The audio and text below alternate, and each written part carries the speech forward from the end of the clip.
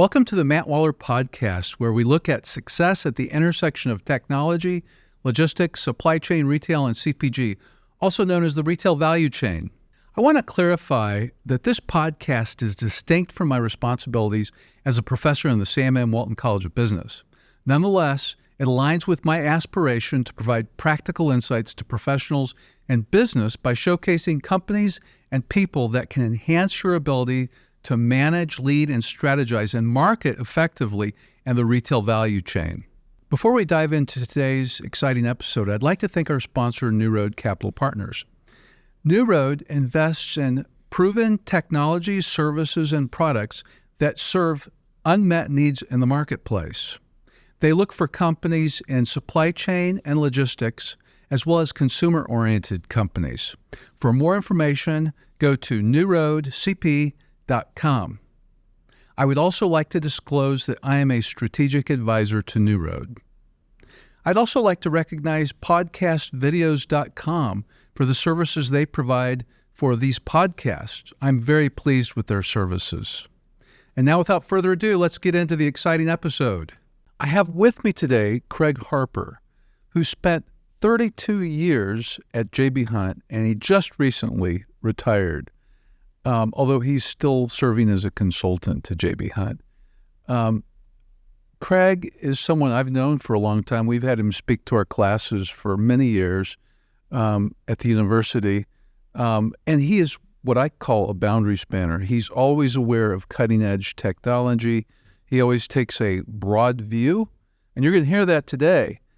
If you have any interest in transportation, freight transportation, especially an interest in alternative fuels like electric, you're really going to find this interesting because we talk about electric.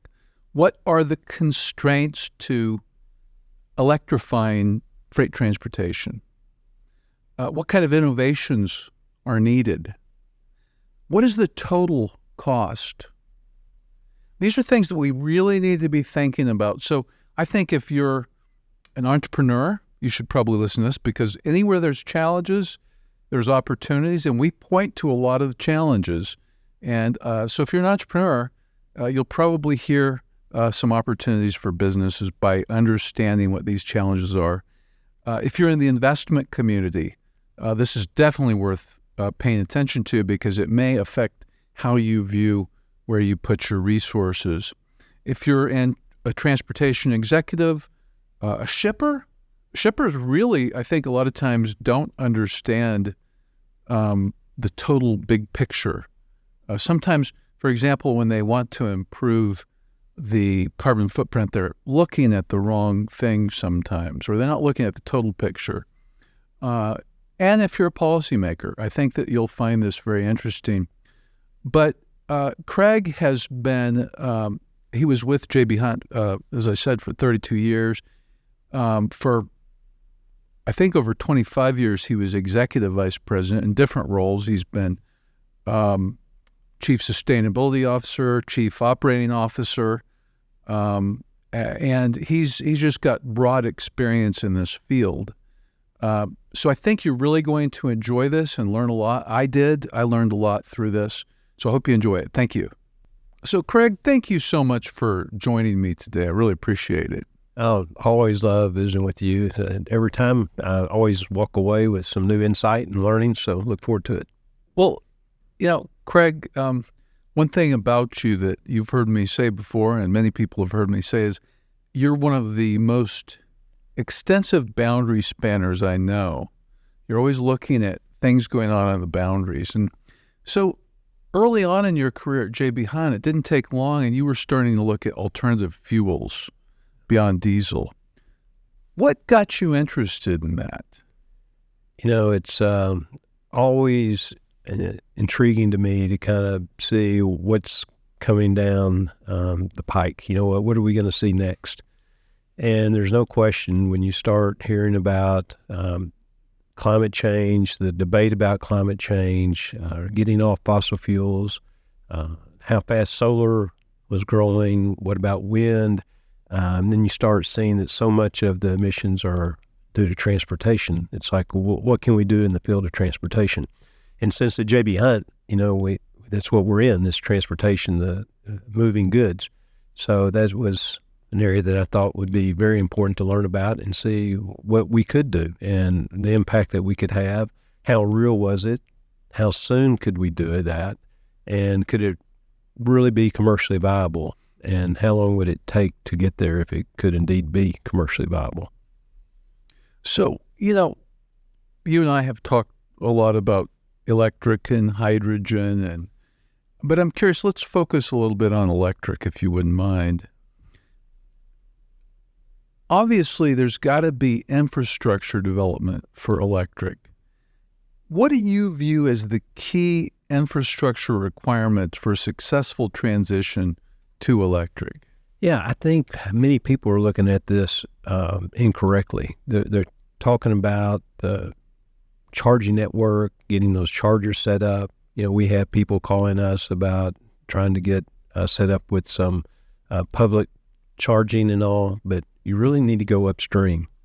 It's like, where's that power going to come from? And I think that's where it starts, and that's something that we all got to look at and all have to be honest with and look at the condition that we're currently facing.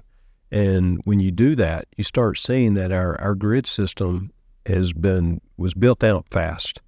It's been very efficient. I mean, all of us go into our homes every day and just flip the light switch and things work. And we get upset, if our power goes down for 5 minutes, 30 minutes or whatever, and we just expect it to always be on. Well, when you say, let's go ahead and electrify transportation, and we need to do the math about how much electricity that really means. And that's where I think people have failed. I think there's people who have done the math, and we need to get those facts out there. And if they are facts, let's validate them. If they're not, let's correct them.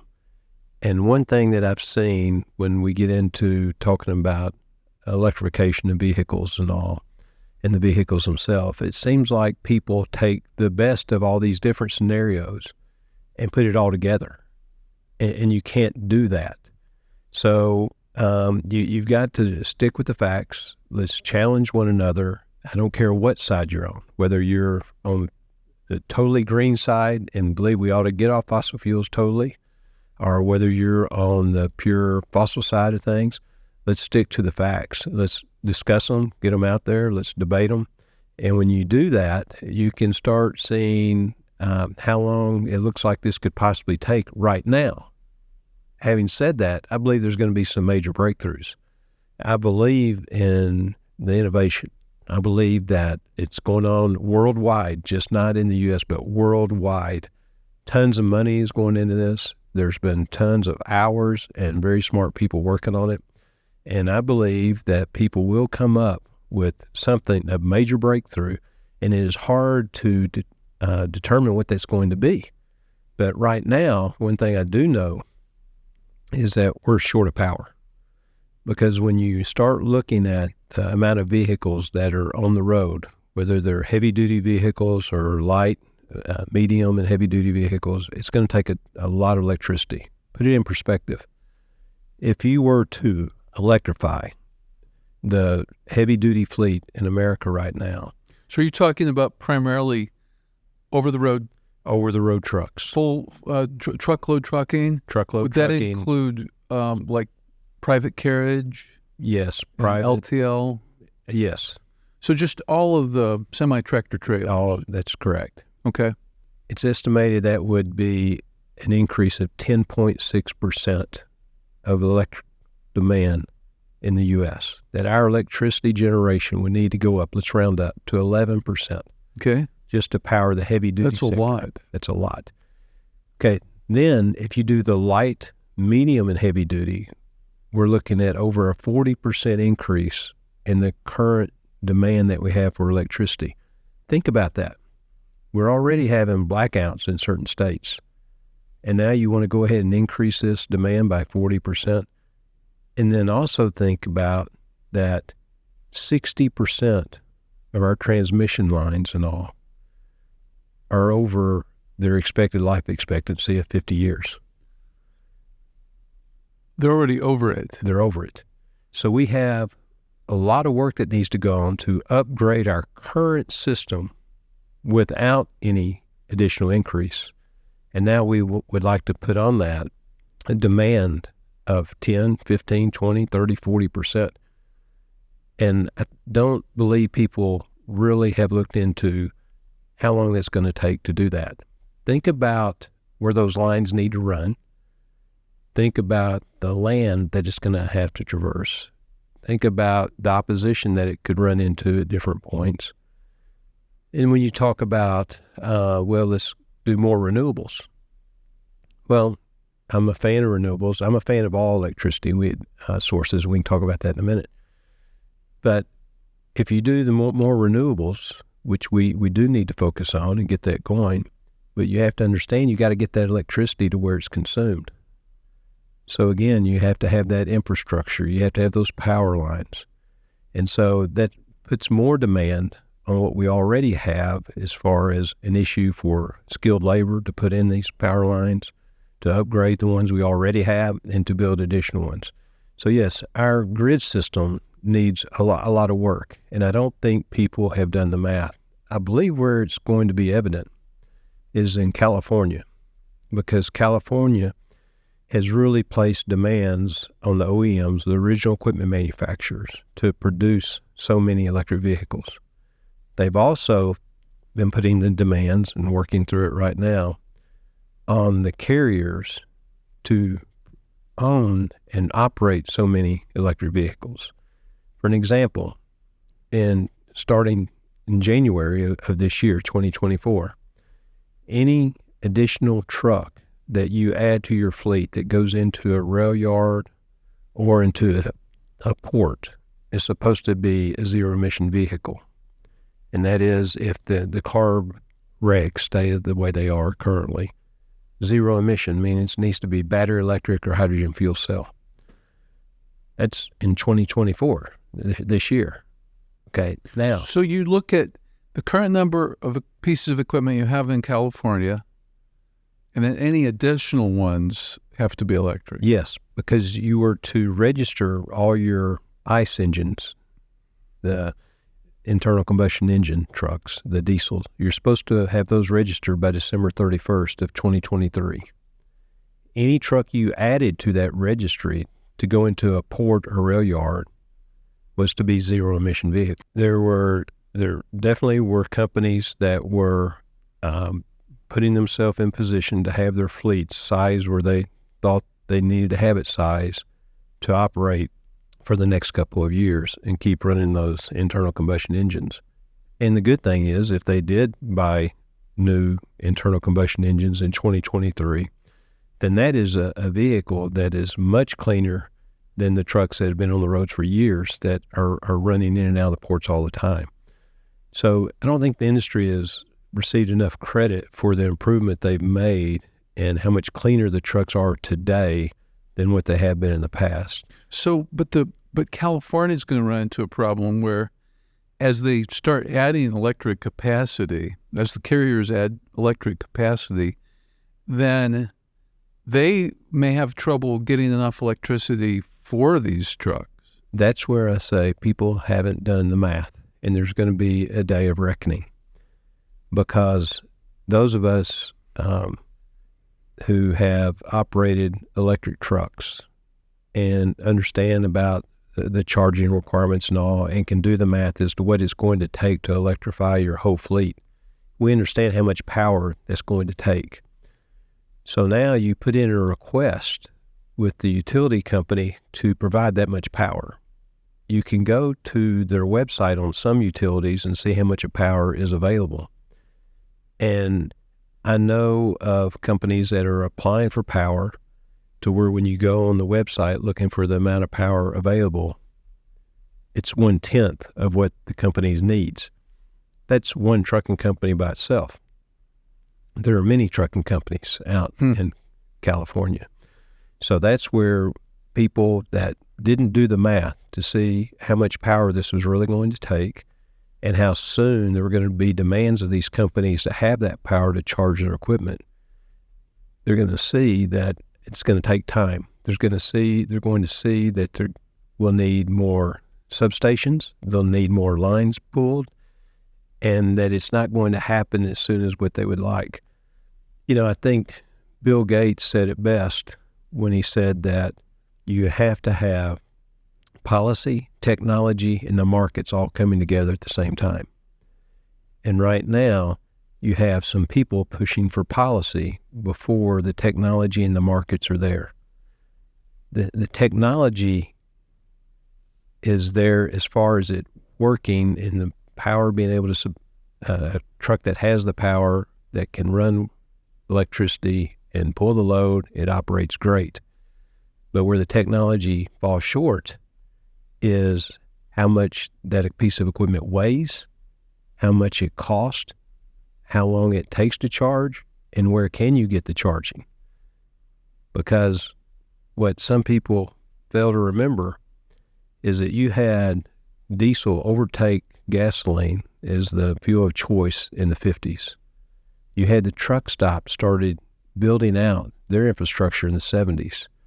So from the 70s through today, so you've had over 50 years of building out this infrastructure that has worked so well that if the trucking industry has a driver miss an exit to get fuel, they can get it at the next exit.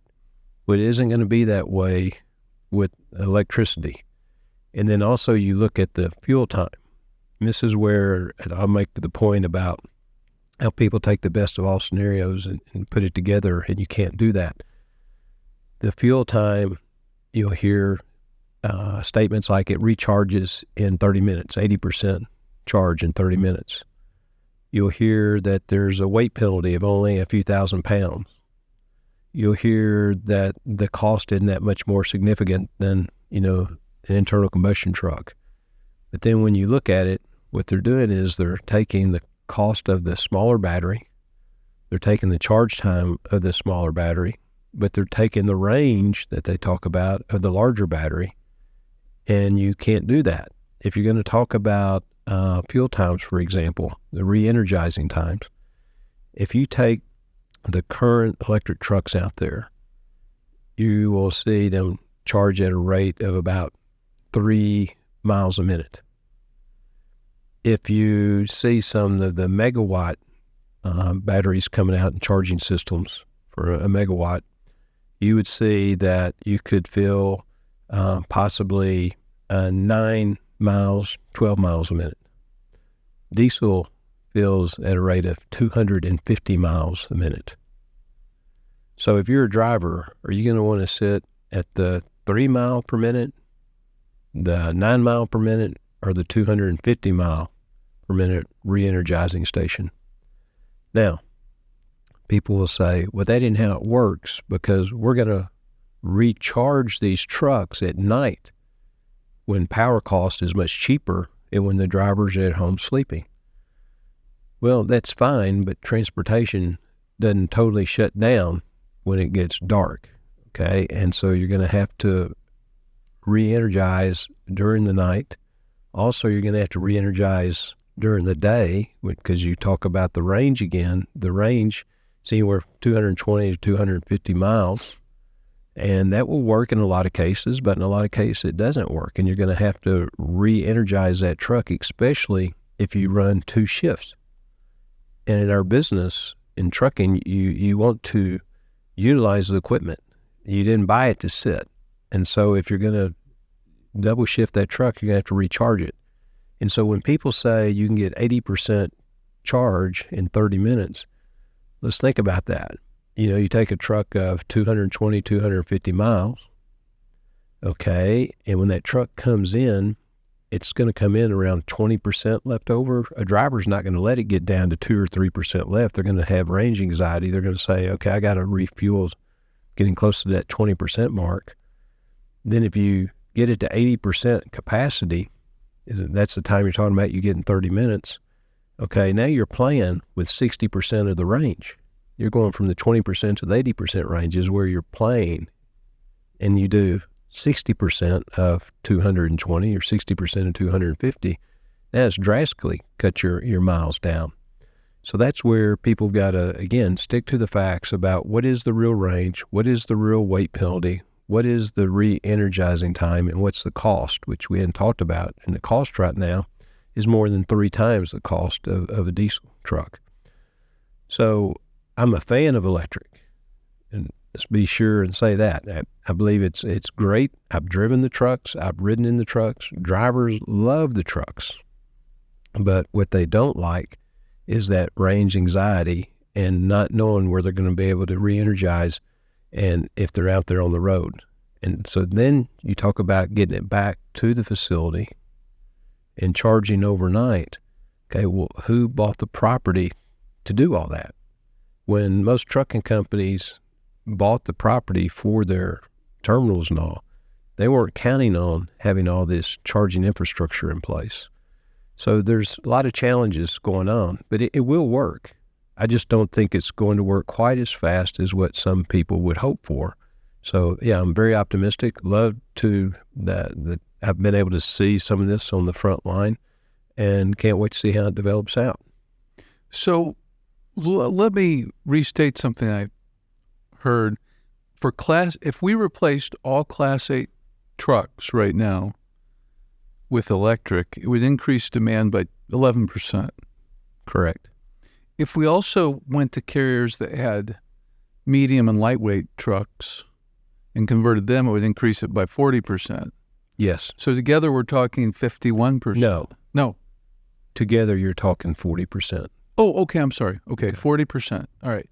So 40%, and we have 50% of the transmission lines that need to be replaced. 60% of them are over their life expectancy right now. Okay.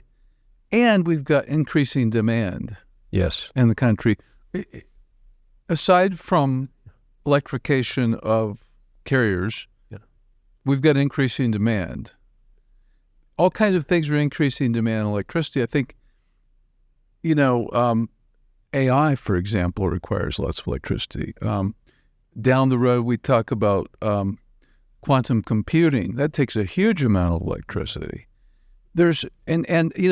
You and I have talked about this before, but a long time ago, back in 2011, my favorite Wall Street Journal op-ed piece was by Mark Andreessen, and it was called, I know we've talked about this, Why Software is Eating the World. And the point was, and this was 2011, we look back at that, you should reread it sometime, and you can see Mark was very prescient, but the more that becomes reality, the more you need electricity. And what we didn't talk about was, what about automobiles? Oh. We're just, okay, what about... We didn't. Okay, when I speak to a group, I always ask, how many of you have an electric lawnmower? We didn't used to have electric lawnmowers. And there will be, without fail, say 500 people. If there are 500 people in the room, there will be 8, 10, 12 people. And so I'll ask somebody on the front row, how come you don't have an electric lawnmower? And they go, well, I think it costs more. I don't know if it's going to be able to mow my whole yard. I don't know. Then I have to shut down to charge it, or I have to buy an extra battery. And I go, you have those concerns, and you have your own power station.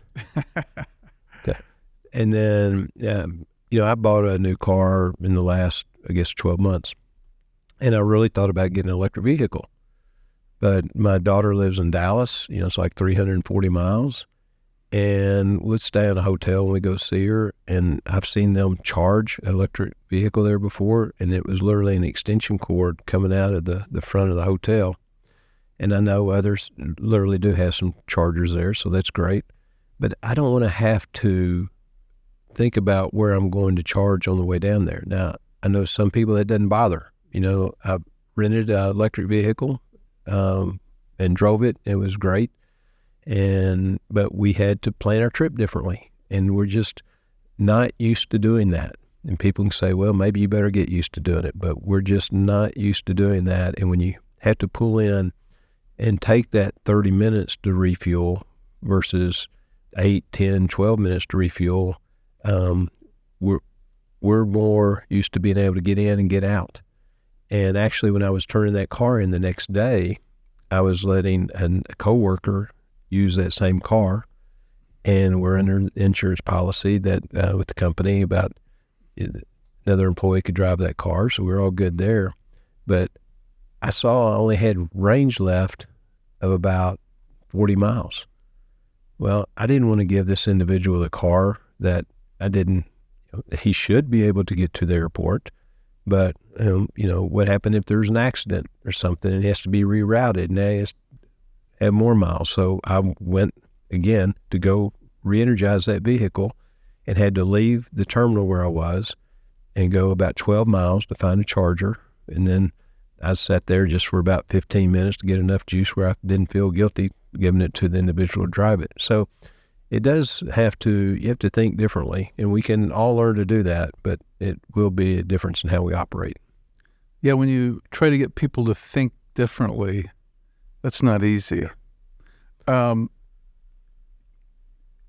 so many things that are happening because of this. So you think about, they found a huge lithium deposits in South Arkansas. And of course, Exxon has got involved in. It's in the Smackover play there, and it's going to transform that part of. How many lives has Smackover had? Because it's been boom and bust area, right? Oh, I know it. When oil in the old days was booming. Gosh, I've seen old pictures, and it's just looked like it was a great time to be in Smackover. And then that kind of died down and all. And then, of course, you had all the fracking activity going on in Arkansas. And now you have this lithium find. So, yes, it's great. It's great for the state. It's great for our country. And so, yeah, I look forward to seeing how all that plays out. Something else that's interesting is I'm on my second Elon Musk biography. The first one I read was called Elon Musk, Tesla, SpaceX, and the Quest for a Fantastic Future. I think I read that, 8 years ago or so. It was a great book. I read that same book. Did you? Yes. Wasn't that great? Yeah.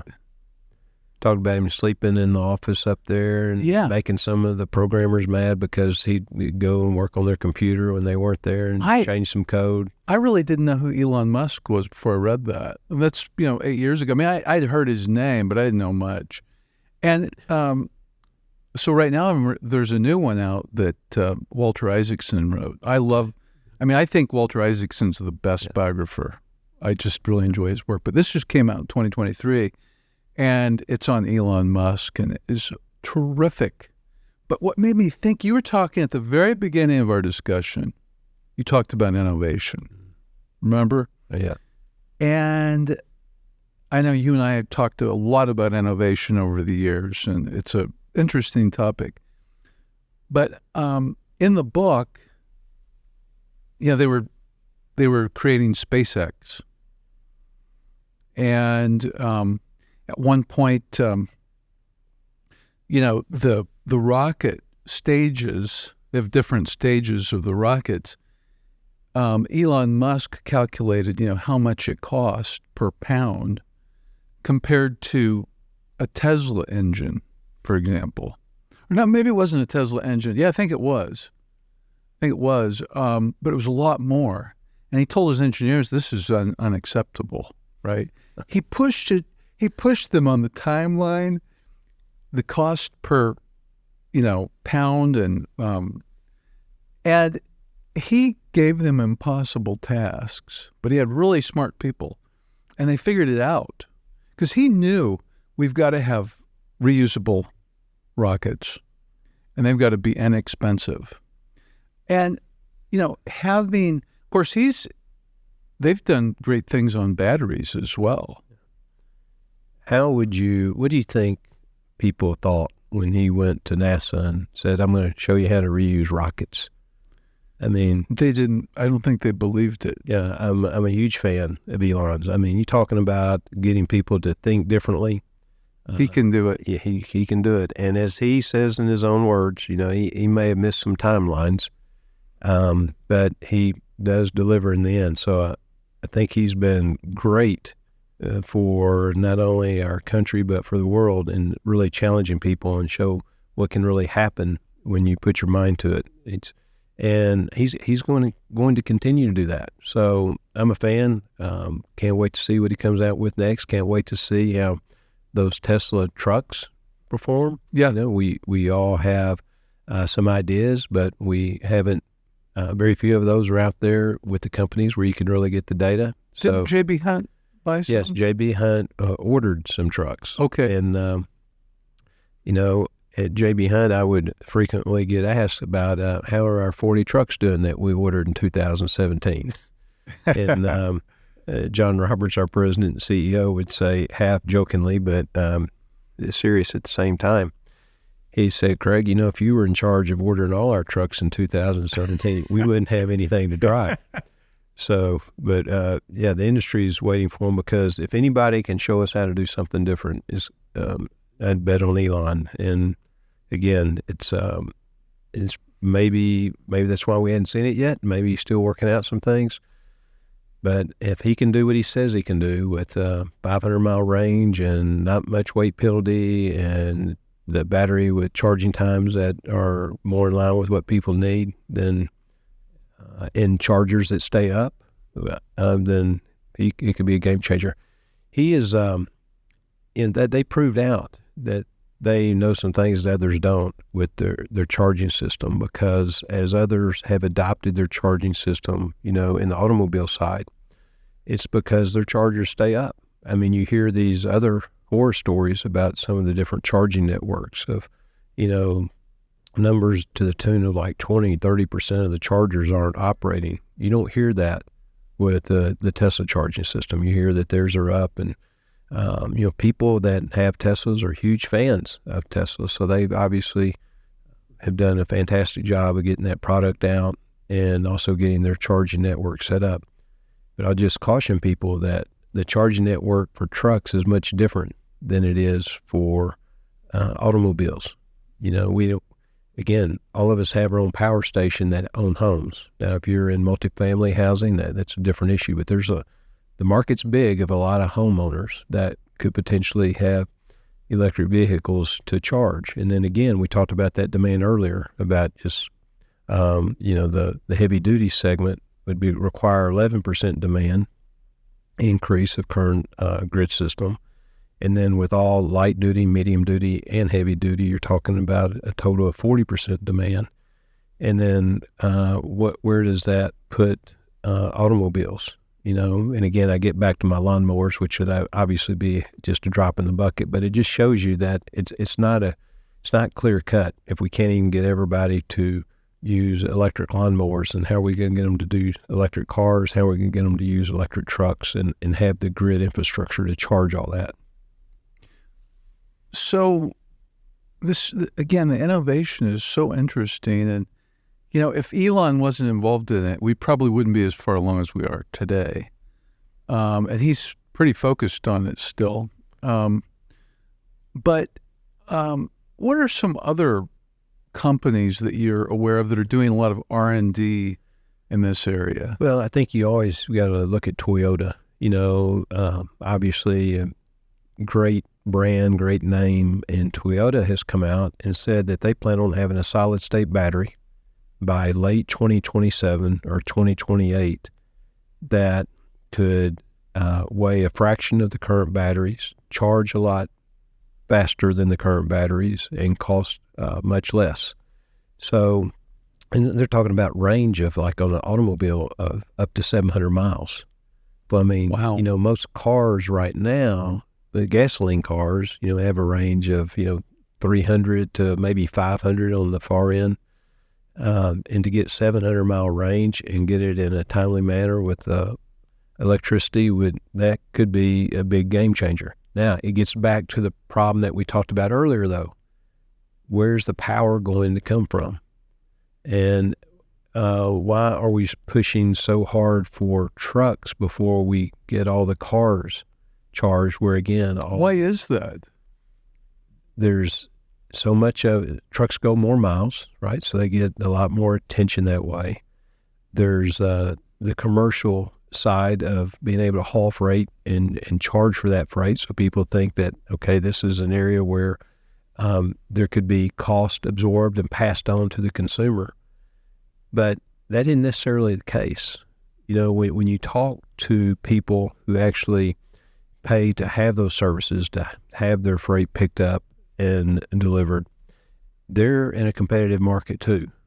Yes, they get questions from their investors and from their customers about what are you doing to reduce your carbon footprint. That puts pressure on those companies to look at options of lowering their carbon footprint, and going to battery electric trucks would be one of those options.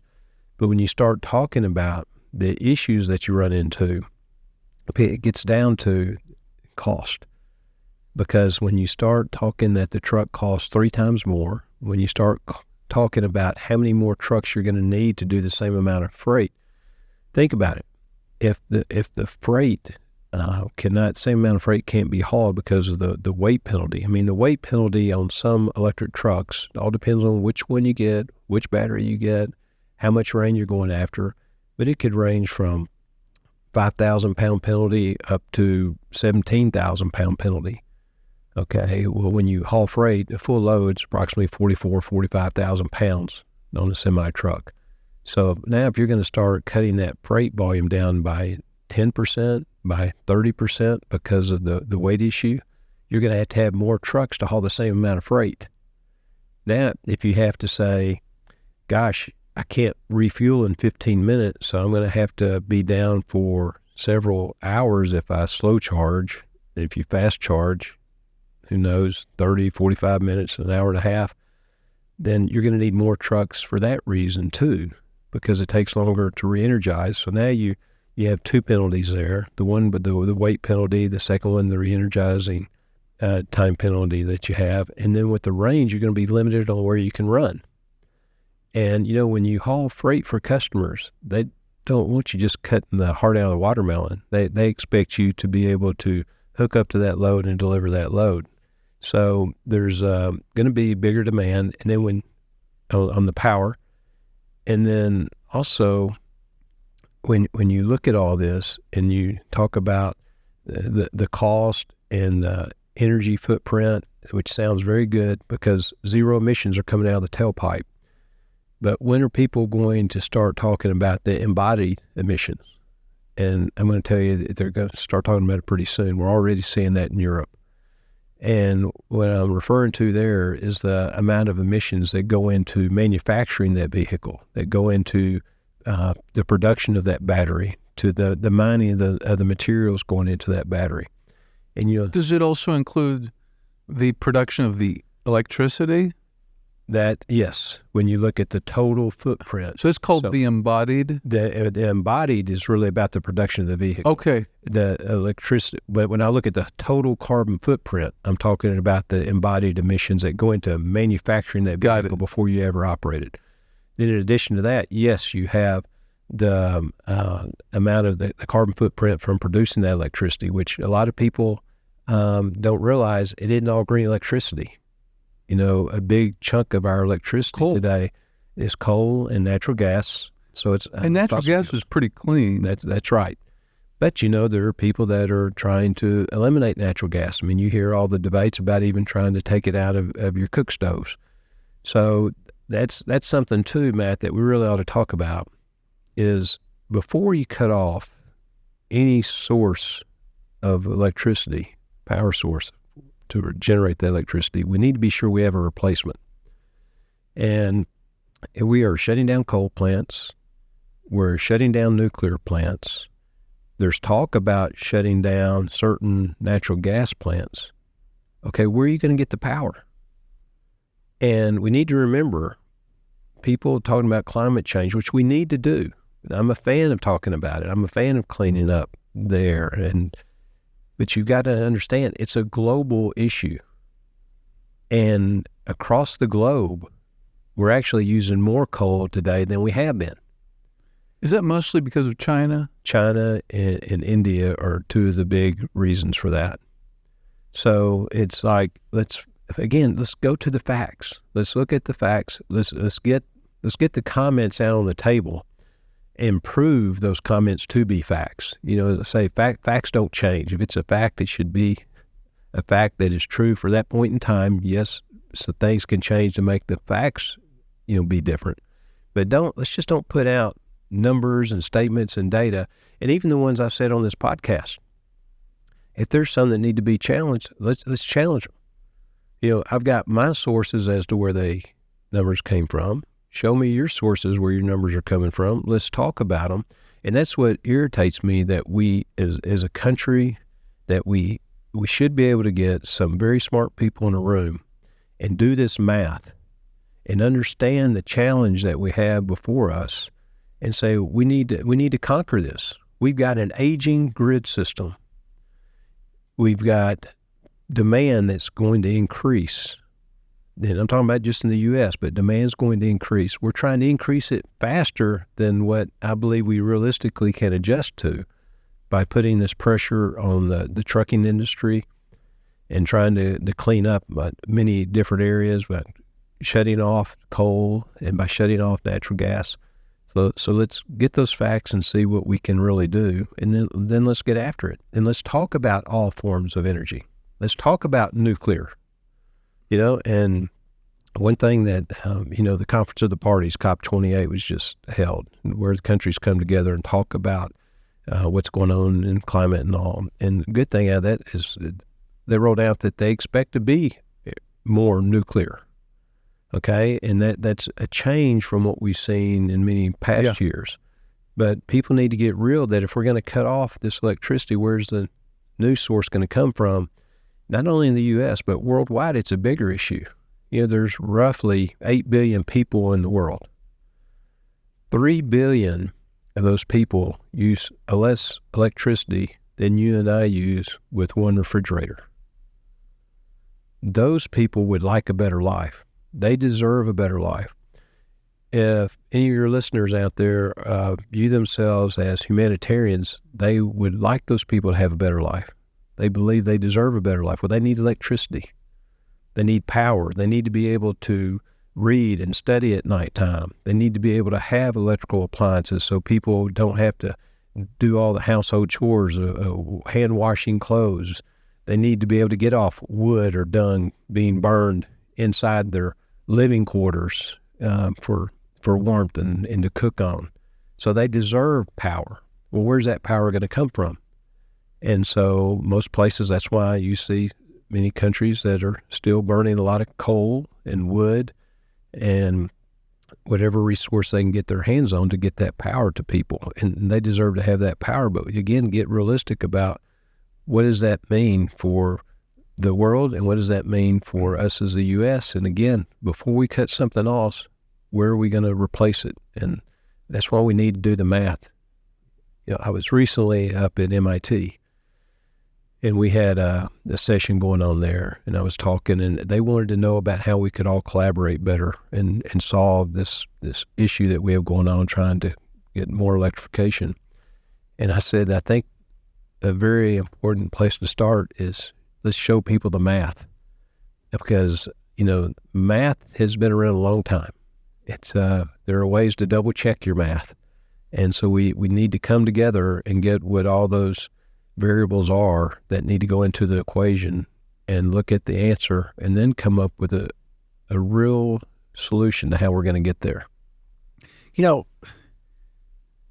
This point, in some ways you could say, well, it's obvious, right? But I think you're right. People aren't thinking about the total embodiment or how was this electricity generated? It's not like it's, okay, well, yeah, you plug it in and you don't smell anything or see any fumes coming out of a pipe, but there was electricity generated with coal or natural gas or I think there also sometimes is this concept that, well, this is going to come from solar and types of renewable energies. But there's been so many, getting back to the math, there's been lots of analyses showing that it's very limited what we can do. And to your point with our power grid, the renewable energy is often far removed from populations that need it. Now, the power grids the technology around power grids have improved dramatically, but we're not using that best in class. You could say that's possibly a defense issue. Yeah, we need to be sure and get our grid up to date. I mean, because it is a risk for our country, and that if we don't have it in the condition that it needs to be, to where it can withstand surges in power, where it can withstand, God forbid, attacks in certain areas and all. There needs to be redundancy built in, and we talking about shutting down America. If there was attacks on certain key power stations, that could indeed be basically cripple certain areas. Well, and I mean, no one wants to think about this, but Russia and China now have all these hypersonic missiles they're building that could get here in an hour, under an hour. And they could be equipped with electromagnetic pulse weapons that could take out our grid pretty quickly. Yeah. You're getting above where I usually play in this area, but there's no question we need to better understand what we're asking for when we say we want to convert so much of our way of doing life to electrical movement, which, again, I'm in favor of. I've seen the results of it. The vehicles, drivers love them. You have great acceleration. You don't smell like diesel. I mean, there's all these positive things going on the transportation side. But at the same time, we need to understand where does the redundancy come from? Because think about hurricanes. Mm-hmm. Okay? Think about people getting out of town. You've seen all the photographs, the video of people leaving towns that are being stricken by hurricanes. Okay, how are people going to get out if they weren't charged up? People that... Or if they have to sit in long lines of traffic. Now, I would say they're not going to be burning. They're not going to be consuming a lot of electricity while they're sitting still. True, That's a good point. To cool their vehicle. But still, if they didn't fully charge that night before, or if everybody is in a panic situation, goes out and tries to fill up their electric battery the way that we all do our vehicles, and you see the run on fuel supply, then that's going to put a big burden on folks. Because think about it, with fuel, the fuel companies do a great job of mobilizing gallons from one part of the country to the part that needs them. Okay, you can't do that with electricity. There are limits on how much can go through the lines, limits on where the distribution goes, limits on where it comes from. So if you have a natural disaster going on, that could put put people in extreme danger of not being able to get out the way they need to get out. Well, the other thing is when the government tries to determine where we're going to do things, limit, like right now we've got lots of sources of electricity. As government officials limit that, we've got to be aware that they may be doing some of this for virtue signaling, not for optimization of our economy and for our safety. We know this, right? It seems like it goes on all the time. There's virtue signaling or trying to appeal to certain groups as opposed to trying to do what's best for the country. Let's, saying, don't throw the baby out with the bathwater. That we'd like to get there clean, but let's be sure we know what we're asking for. Again, I get back to, if you're going to shut down these sources of energy, what are we going to replace it with? And it's having air that is not as clean as what we'd like is not good, especially how to clean it up. But what's even worse is having to shut down that hospital because you don't have enough power. And you got medical procedures that can no longer be performed. When you have a state such as California that talked about let's go all electric by a certain time frame, and on the same weekend saying don't charge your car because it's going to put too much demand on the grid system. Okay, what are we saying there? And now you're wanting to go all electric, not only on cars, but on trucks. So, and many other states have said they're going to follow. Now, personally, I think that will slow down because I think people are going to see, again, that the math, if it was done correctly, it's not gotten into the right hands of people that are willing to listen. You get some people, and I've been on calls with certain people, to where they say, I don't care. I just know we need to do it for climate's sake. Well, and talking about getting off fossil fuels. Well, let's be sure you know what you're saying there, because do you know what that means as far as what hospitals are not going to be able to run? Do you know what that means for not having the ability to move and leave a serious situation, like if there is a wildfire or if there is a hurricane? So people need to, again, get real about it, and let's not go to these extreme measures of, gluing yourself to a runway or throwing paint on some kind of national monument or well-known painting in the name of let's get off fossil fuels. Why don't we work to show people the math about how dirty you think the air and believe the air is and why we need to make a change? Okay, but then let's come up with the follow-up piece of that. How do you suggest we make that change?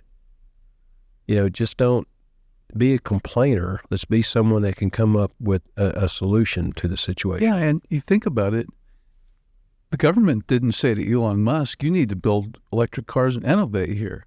He did it because he saw an opportunity. And similarly, they didn't come to him and say, you've got to figure out how to solve our space problem. We're falling behind. But he did it. And there's a lot of that goes on. And it's harder to, and actually, if you look at the pollution in the United States over the past 100 years, there have been huge improvements. Some countries have gotten worse, some countries have gotten better. But why did we improve? We should probably be looking at why have we improved? What drove those improvements? People are curious. People would like to innovate. When let the problem be known, and people will fight and push hard to come up with a solution. And yes, you can say, oh, they're doing that because they want to prosper. They're greedy. Well, that may be the case with some. If it benefits humanity, is that all wrong? Now, I do know some people do it simply because they want to do good. But for whatever reason, I think if we make the problems known and allow people to voice what their findings are, regardless of what their motivation is, which we'll never know. That's right. You can't know what their motivation is. Exactly. But the point you're making about our air has gotten cleaner. It's like, again, in the trucking space, when you look at some of the pollutants that come out in the air out of the truck, it now takes 60 trucks to put out the same amount of air pollutants that one truck put out in 1980. What? Yes. Say that again. It takes 60 trucks. 60 trucks. To put out the same amount of air pollutants that were put out by one truck in 1980. Just in 1980? Yes. So in 43, going on 44 years of improvement, there's been substantial improvement. Well, the other thing, even beyond that, yeah, that's true, but think about intermodal. Yeah, that still blows my mind about, when people talk about what they would like to do to reduce their carbon footprint.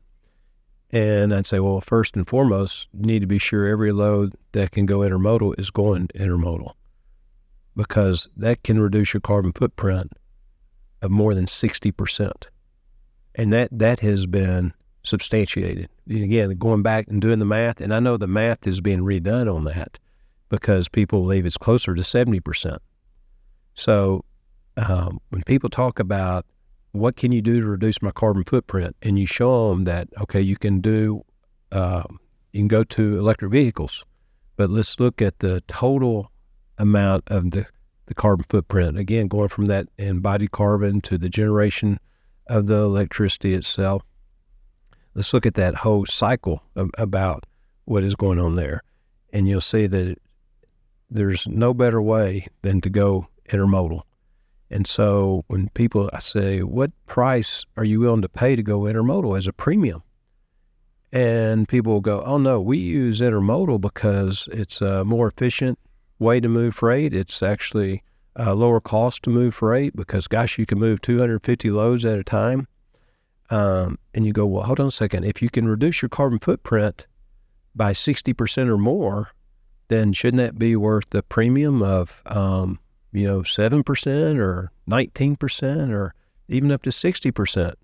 And go, oh no, we want to use that when it's a less cost. This is interesting, right? So the cost is lower, and therefore there is a lower carbon footprint. They're correlated. I know when Walmart really got big into sustainability, trying to reduce their carbon footprint back in 2006, one of the metrics they looked at was gallons of fuel per package delivered. In other words, I may have the metric a little off, but it was how many gallons of fuel or how many packages can be delivered per gallon. I think that was it. Or per unit. Maybe it was liter. I'm not sure. And their goal, Lee Scott said, was to double the number of packages delivered per unit of fuel. And they did that. They exceeded it. But at the same time, you think about it from a total cost perspective, what else did they reduce? Mm-hmm.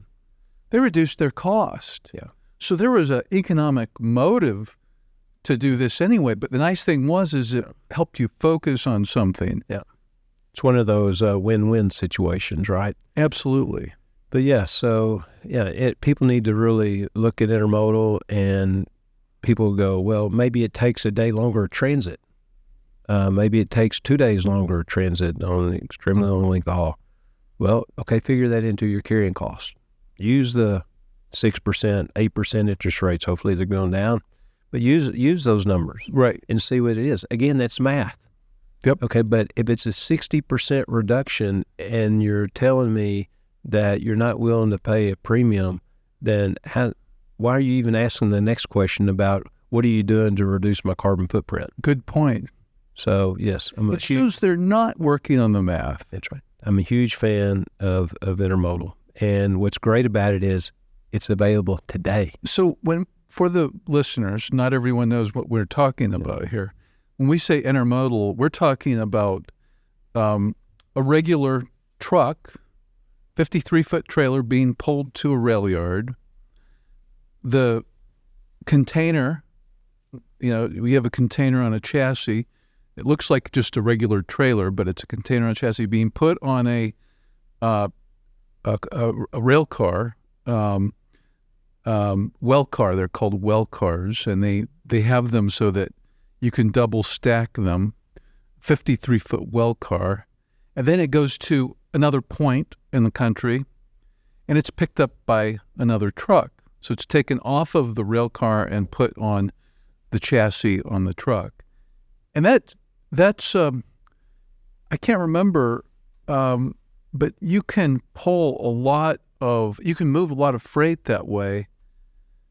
And not only, one thing you didn't mention, it's true that it reduces carbon footprint dramatically, but it does other good things. It takes, think of how many trucks it takes off of the road. I don't know what it is. Well, every train carries approximately 250 loads. So you could say each train that goes by, there would be like 250 trucks needing to pull that same amount of freight. So that reduces traffic congestion. And it's safer. Which reduces maintenance on roads, which reduces the need to build new capacity. And so in some ways, it might even be more than 70%, because if you think about it, if you've got a certain level of traffic, and you move a bunch of shipments to intermodal, all of a sudden that traffic can flow more smoothly. Again, it gets into one of those things you were talking about a minute ago. Sometimes when you do something good, there's a lot of other good benefits that you really don't capture all of them. And you're right, because when we talk about that 60% or more reduction in carbon footprint, we're not taking into account that, yes, it's going to be less traffic on the road now because these loads are moving intermodally instead of having one truck for each one of those loads. And what's great about it, too, and I saw this firsthand, was, J.B. Hunt really got into the intermodal world. When I started at the company in 1992, they were bringing in the containers in big numbers. And I remember talking to drivers, and they would say, gosh, my miles are going to go away. You're putting that long length of haul load where I usually get good miles on the train. How am I going to make money? It's a terrible thing. Well, again, and if you ask someone at J.B. Hunt which jobs are in the greatest demand, it's those local, dedicated, and intermodal jobs. Because you're home at night. You're home at night. And even some of those jobs are regional, meaning the driver gets home maybe 2 or 3 times during the week, but not every night. And they love those jobs. Why? Because they can make good money. They can make good money, and their home drivers want the same things you and I want. They want to be able to take care of their family, and they want to be able to make a good wage doing that, and they want to be respected and be home and see that family. So anyway, intermodal provides great for that. And well, that reminds me of another thing, the so-called, and I know this is debated, but I'll call it the driver shortage.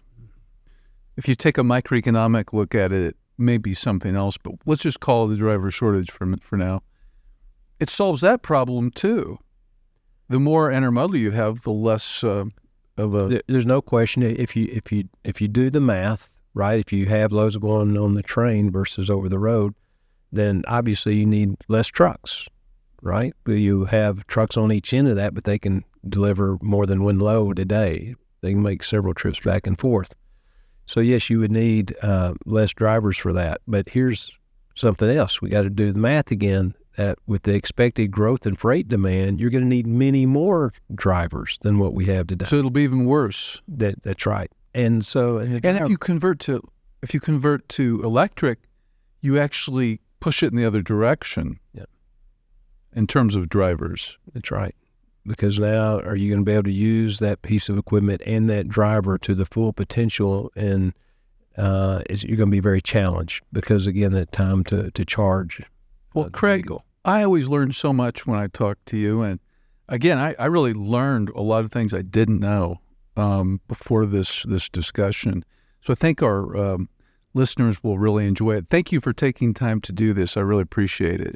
Well, I enjoy doing it. I love talking about the transportation issues, love talking about drivers, and can't wait to see how this challenge that we have in front of us with pushing a lot of our transportation to electric vehicles, and it will go that way.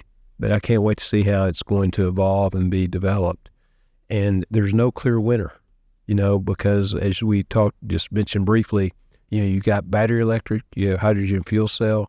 Which one's going to win out? I say stay tuned, but for right now, I see battery electric vehicles is where the primary focus will be and results in the short term. But yes, there's a lot of money going into infrastructure for hydrogen fuel cell, but that probably needs to be a whole nother podcast because there's much debate about those two different types of vehicles and what that means in the repowering of each one of those types of vehicles. If you're finding value in this podcast, we'd greatly appreciate your support by subscribing to our YouTube channel. Additionally, following us on Apple and Spotify and leaving up to a 5-star review would be immensely helpful. We welcome any feedback or questions related to the podcast, as well as suggestions for further topics and guests. You can leave your comments on our YouTube channel, and rest assured that I will read each and every one of them. Please also take a moment to check out our podcast sponsors, as they play a critical role in keeping this podcast running. For more information on specific topics, timestamps, or links to articles mentioned during the podcast, head over to mattwallerpodcast.com.